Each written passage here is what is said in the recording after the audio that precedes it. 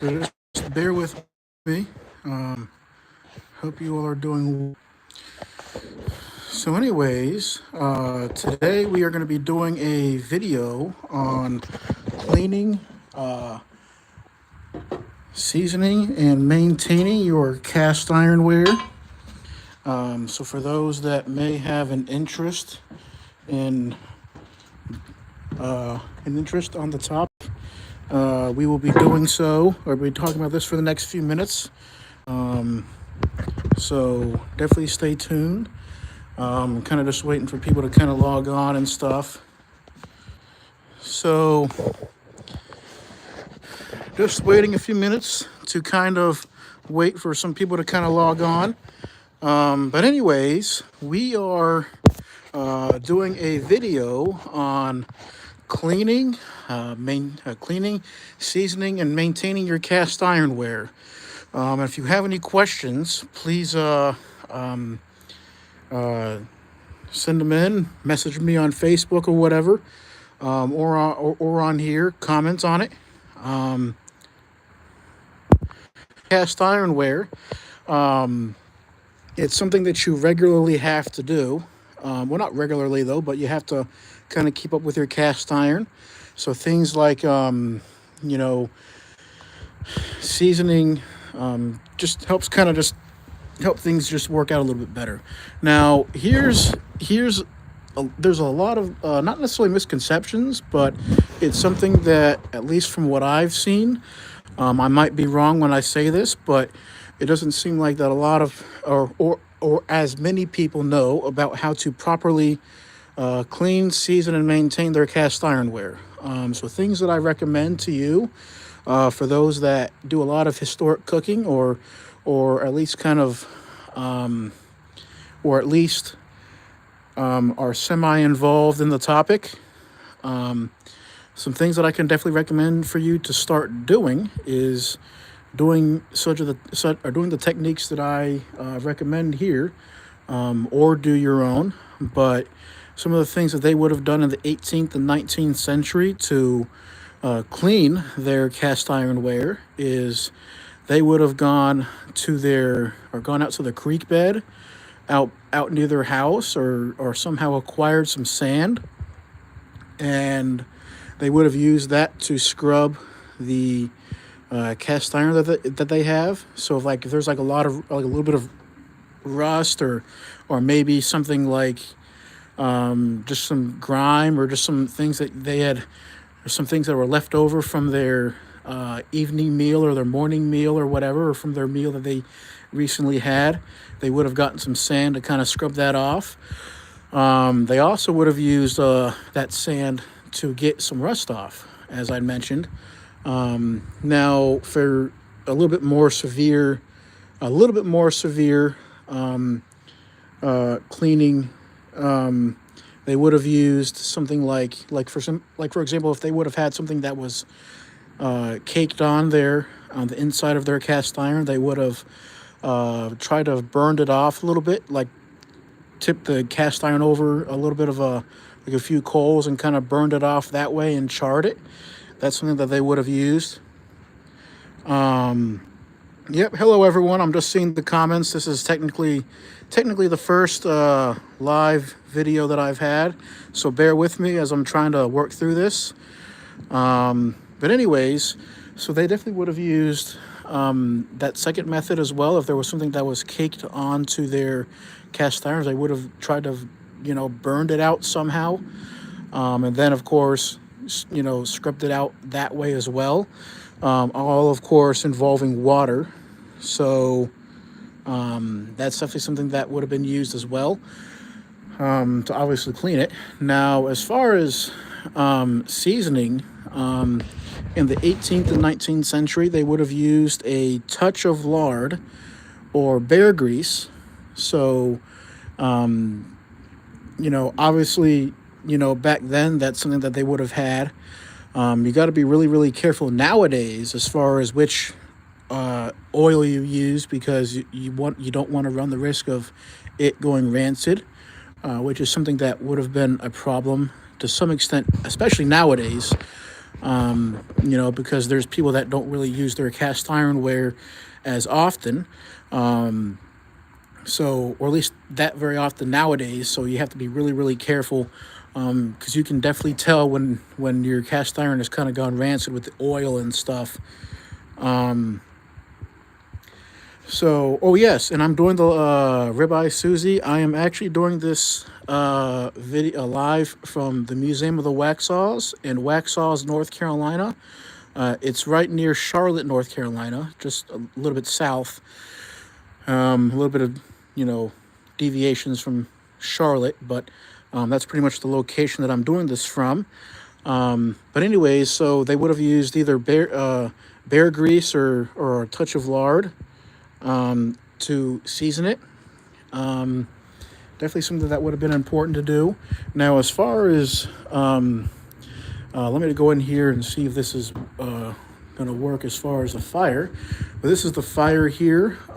Pretty much I let it sit over the fire for about 30-45 minutes, give or take. It all depends. It all depends on how hot the fire is going. So I personally like to season the Dutch ovens on the inside and the outside, the inside and outside. It all just depends on what you're using. This Dutch oven right here, I actually primarily use this one for pies.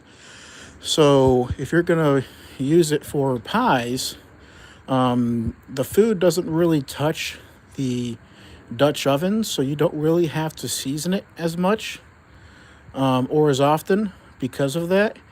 But if you're gonna be using like a stew or like a stew pot or like stew or whatever, that's something that you would have had to season a little bit more often. Some people simply season their cast iron once a year, or they do it every 6 months. It really just depends on how often you use your cast ironware. I personally, considering the use and how much I use it, I generally try to break it down and re-season it maybe once every 6 months. Some people may call that a little bit excessive, but that's just my personal motto there is every 6 months I try to scrub it down. I do not use soap, although some people have done so. I'm not saying you should or shouldn't, but it's just something that I stray away from. It's just something that I stray away from just because it kind of, soap tends to kind of have the tendency to, if not rinsed thoroughly, soap tends to have the tendency to linger, if not rinsed thoroughly and using warm water or hot water. So that's why I tend to stray away from it, because it's not something that everyone does. Now, one thing that I always tell people when they season it is to use an oil. If they want to use a modern oil, that's perfectly fine. You can use something like vegetable oil, or more preferably, you can use an olive oil, something that's of decent quality, and you can simply just put a little bit of olive oil on there, and something that can blacken and stuff. That's kind of my motto. As long as it can blacken, then it's perfectly fine. You can use it for that. Now, a question that I was asked a while back is they put the olive, they put their oil of choice, maybe like an olive oil or whatever, and after heating it in the oven or over a fire for about 30 to 45 minutes, they have said things like, "Oh well, the Dutch oven or the pan is still really greasy and stuff." Personally, if that's the case, I mean, as far as how much you use, that's totally up to you. But I personally try to not put too much, but as long as it's like noticeable, then that's pretty much the chosen amount. But if it's like really, really excessive, you can probably get like a paper towel and lightly dab the Dutch oven to kind of get that excessive. Yes, as far as bacon grease or beef tallow, it's all personal choice on what you want to use.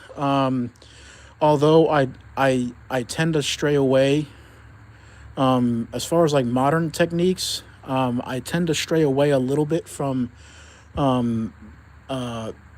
things like that, but you can certainly use it. But as I mentioned before, well, actually, I don't think I mentioned this though, but the more you use your cast ironware, the less likely it's going to go rancid. So if you use your cast iron, like for example, like if you have like a Dutch oven that you use every day, then of course you don't run the risk of, or you have a very, very low risk of having the oil go rancid and stuff. So as long as you consider that, then by all means you can certainly use bacon grease if you choose. As I mentioned, I personally use olive oil. I haven't had a problem with that before up to this point. I mean, of course, there's always a risk, but I personally just use olive oil. But again, it's all a personal choice. So if you want to use bacon grease or beef tallow, that's fine. As far as do you need freedom? I mean, I guess you can do whatever you want. I mean, it's personally up to you what you want to use. I personally just use whatever I have on hand. So that's pretty much my rule of thumb. But other than that, I like to keep it simple. Kind of going back to the whole soap thing. I know that it's something that a lot of people don't normally use is things like dish soap, which is a lot of people don't use it. But if you do decide to use dish soap, make sure that you rinse out your Dutch oven or whatever you're using the dish soap on. If you use it, just make sure that you rinse it out really thoroughly. My general rule of thumb is if you do decide to use it, rinse it out for a good 10 to 20 minutes with as hot water as you can manage, and you know, running water to rinse it out to make sure that you get it all off. But again, it's dish soap is something that I stray away from for that simple reason. Now, as far as the other, just make sure that you have rinse it out thoroughly. Anyone have any questions that you all might have on hand about maintaining, cleaning, and all that stuff, and seasoning your cast ironware? Well, anyways, as I mentioned before, I personally like to season the inside of my cast iron as well. This one's still hot, fresh off the fire, so I'm trying to avoid touching the lid. But this one right here, that I was kindly gifted by a friend, this one I seasoned the inside. As you can kind of see, it's really, really, really shiny on the inside and stuff. And I even season under the lid here. I pretty much try to be as thorough as I can with seasoning it or using the oil on it. But that's just personal preference. But anyways, outside of that, that's pretty much the general rule that I have. Now for as far as some modern techniques, as far as cleaning your cast iron, again, that's all personal preference. One thing that you can use to scrub the inside of your cast iron or the outside of your cast iron is you can use one of those what is it, the wire wiry mesh stuff, the flimsy stuff that you can use to kind of scrape the inside and stuff. I forgot the name of it though. Gosh darn, I'm having a brain block. I apologize. But you can use something like that to kind of scrape it out a little bit, and that'll be suffice. So that's pretty much the ordeal with that. Again, just keep it simple. Now, as far as the pieces that I would try to regularly season is things like, yes, definitely regularly season your cast iron, but if you primarily use it like I do with this big one right here, I do that about once a year, as I'm strictly using pies for it. But the one back there, I use that one for a variety of other things. So that one I have to season relatively often, and kind of just, you know, occasionally apply a very, very, very light coat, as needed. Sometimes it doesn't need it very often, but it all just depends on use and stuff. So depending on what you use and how often you use it would be what would determine how often you season it. So if you all have any questions, definitely keep them coming. I'll try to be on here for as long as I can until everyone kind of gets tired of me repeating myself. um, but there are different qualities of olive oil that you can use. Again, if you want to use a historic, something that's a little bit more historic, you can use a very light touch of lard, or bear grease, um, or something equivalent. Sometimes just sometimes just cooking greasy food in your pans or whatever would be at least somewhat suffice. Occasionally you'll still have to season it, but at least that'll do the job for the time being. So other than that, pretty much that's the ordeal there. Nothing new here. Well, yeah. You definitely could use a Dutch oven to slow cook a chuck roast. I personally, if I'm gonna do like if I do like a roast or whatever, I usually use my spit for that. My other piece of cast iron that I have inside here, kind of like a meat hanger. This is the one that this piece right here is what I use for things like a roast. If I'm simply just roasting it over the fire, one of my good friends actually made this piece for me, and it's still technically accurate, and all that sorts. But if you want to make like a kind of like an actual like pot roast, depending on what you're looking to do, you can just use like a stew pot if you have one, like a cast iron stew pot, and add your choice of ingredients to it, and things like potatoes or whatever. That's definitely something that they would have had throughout history. So that's pretty much how that works. It all just depends on what you're cooking and what you're looking to accomplish. So, other than that, that's pretty much the news there. I also did make a video that I haven't posted yet. That's not a YouTube live. I still have yet to edit it, and I'm going to post that later. So for those that are on here, please like and subscribe to the channel, and you'll be able to view the video later today. I have full intention to load that video today, and it goes into more detail as far as cleaning, seasoning, and maintaining your cast iron. So if you're looking for a lot more details and processes, you'll even get to see one of the Dutch ovens, the one back there over the fire. So you'll be able to see that in the video that I'm going to be posting this evening. So make sure that you like and subscribe to the channel to be able to view that. And I go over a variety of recipes as well, cooking recipes that you can use depending on what you're wanting to do.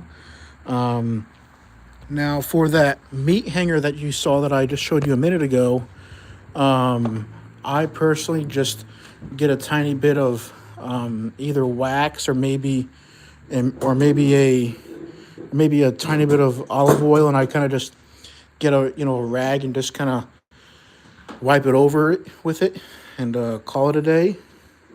And then I kind of keep it light because I try to avoid having too much on there because I don't use that very often. Now, another piece that I have, this is a piece of redware that I have. This is a historic reproduction. This is what I actually use for my pies and stuff, and it kind of has maybe about a 3 3/4 quarter raise in the pie, and about 9.5 inches wide and diameter. I use that for pies, things like onion pies or a meat pie. You usually use this one for meat pies and stuff, but you really can use it for just about any kind of pie. Everyone says, "Oh, well, you have to have like 2 or 3 different types of,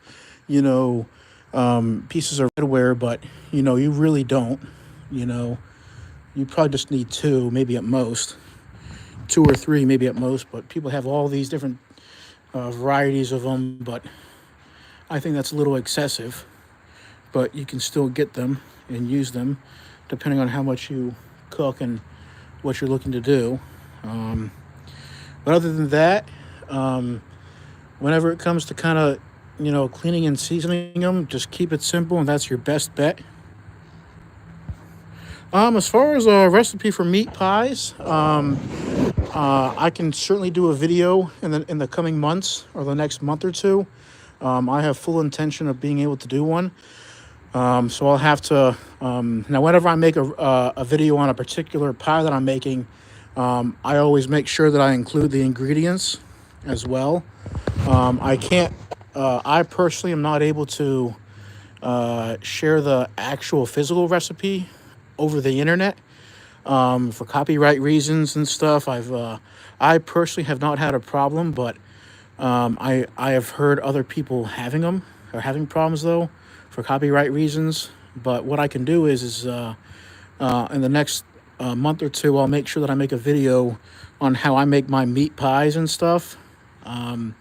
That's definitely something that I can do. So definitely make sure that you subscribe to the channel, and you'll be able to view that within the next month or so. I'm hoping to do one in January, maybe early to mid-February at the latest. So definitely check in on that, and I'll be able to give you the recipes that I use. Most of the recipes that I use are mostly 18th and 19th century. So from the 1700s and 1800s is pretty much where the recipes generally. That's the time period that I generally cook from. I do a lot of historic cooking. I'm actually at the Museum of the Waxhaws in Waxhaws, North Carolina. So if you all are ever in the area, definitely check out their Facebook page for events and stuff. This is actually their garden right here. So they have all kinds of cool stuff going on here. This is actually the homestead here where I do a lot of my cooking recipes out of, and a lot of my some of my demos and stuff. So come on by. Definitely give the museum a call to check them out, and they'll be able to give you a list of scheduled events that they plan on doing. And by all means, you can come on in and we'll answer your questions. We'll certainly get your questions answered and stuff. Oh yeah, I mean, I definitely like the live videos as well. Personally, this is actually the technically the first live video that I've done. I can't promise that I'll continue to do the live videos regularly, but it is something that I intend to do as often as possible. So I'm hoping that I can at least, if I can't film the the whole cooking demonstration live, I'll certainly at least post part of it, or at least a piece of it live. As to the extent of how much, I'll certainly try to, do as much as I can of it live. It just depends on, the visitation that day. I just happened to be here on a Saturday, a random Saturday that's a non-event, other than their usual basic living history day on Saturday. So I definitely had the opportunity to do it, and I took advantage of it. So that's the story with that. And yeah, the DAR and the SAR, they're definitely good organizations, for those that like to partake in that sort of thing. It's definitely a good, definitely some good organizations for those that are interested. Definitely find an organization in your general area if you all can. But yeah, so pretty much, one of my other pieces that I have, which is a spider. Well, that's what they call it, but this piece right here is called a spider because of the 3 legs right on it. This thing is a pretty heavy piece. I know that I make it look easy, but it's really not. Oh, yes, and this piece right here is a 19th century piece. Now, for those that can see it, this piece right here, if you see that line right there, that's something that they would have had on the piece, that they would have had in the 19th century, generally speaking. Now, with this particular piece, I forgot to mention this earlier. Now, if you're having significant issues with sand, or like the rust and all that sorts, one thing that I actually did with this piece right here is I actually got some apples, and I probably got about 5-10 apples. It just depends on the size of the apples too, but I got about five or 10. And what I did was, if the piece has like a lot of rust, like a little bit of rust that you can't just get out, or whatever, generally what I do is I get the apples and I slice them and dice them up, and I put them into the pan, or the Dutch oven. And again, depending on the size of the piece that you're trying to clean, you can actually slice and dice the apples and put them over some coals, or put them under some significant heat to where you are technically stewing the apples. Obviously, you have to keep an eye on it, like a really close eye on it, because you don't want to burn the apples to the piece. So you have to constantly keep an eye on it. And that's actually what I did to clean this piece out. As you all can see, now it's all nice and non-rusty. That's pretty much what I did to clean this one out. And then, of course, once you stew it in there for however long, it just depends on how severe it is.